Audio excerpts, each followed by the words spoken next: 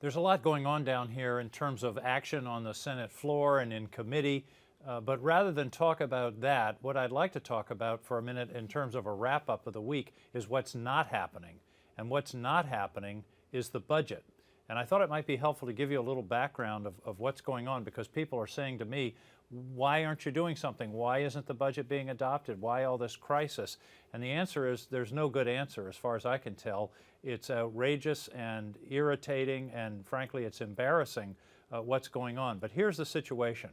The Senate passed a budget back in, I think it was early March. The House passed a budget at about the same time.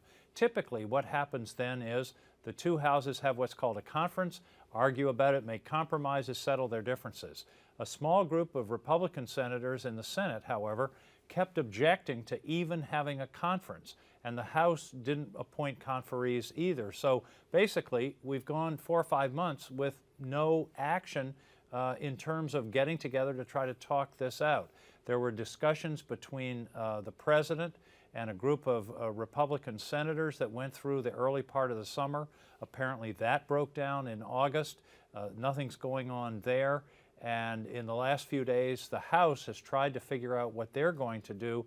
And one of the problems is that the House Republican caucus, and they're the majority in the House, is itself fractured, and there's a big dispute about what they should do and when they should do it. Supposedly, we're going to hear something from the House Republican caucus in the next 24 hours, and we'll at least know what the plan is. Why hasn't the Senate acted? Well, when you're talking about what's called a continuing resolution, which is what we're doing to continue the operation of the government after October 1st, that bill has to originate in the House. So in a sense, we're waiting for what they come up with. As you know, a lot of the issue is revolving around the Republicans' desire to defund the Affordable Care Act, so-called Obamacare. And that's a non-starter with the president. It's a non-starter with the democratically controlled Senate. And but that's the issue. These folks, I think it should be clear, are talking about shutting down the government or throwing the government into default on its credit in the middle of October because they don't want the health care plan to be funded. I talked to an old history professor of mine today, and he said we really haven't had this kind of chaos in the U.S. government sort of budgetary process since the Articles of Confederation in the 1780s, before the founding of this country, before the Constitution was written. It's just ridiculous, and people have to sort of take a deep breath and decide we're going to get together and iron out a budget and move forward. I was in a hearing today in the Armed Services Committee and asked the question, is the budget chaos threatening the national security of the United States? And the answer from the witnesses from the Defense Department was yes. It is diminishing our readiness, it's diminishing our training, it's diminishing our deployment of our assets around the globe that are designed to protect the country. It is a serious problem, and that's on the defense side.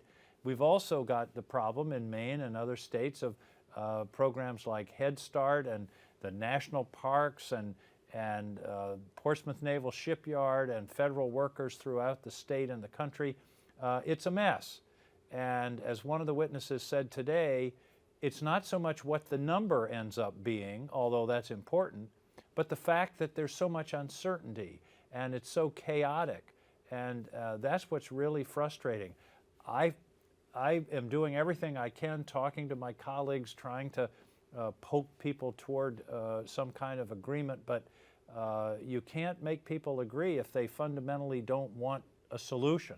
And I'm afraid that what we're headed for now is some kind of crash or some kind of government shutdown or something else in order to make people finally come to their senses and come to a sensible resolution.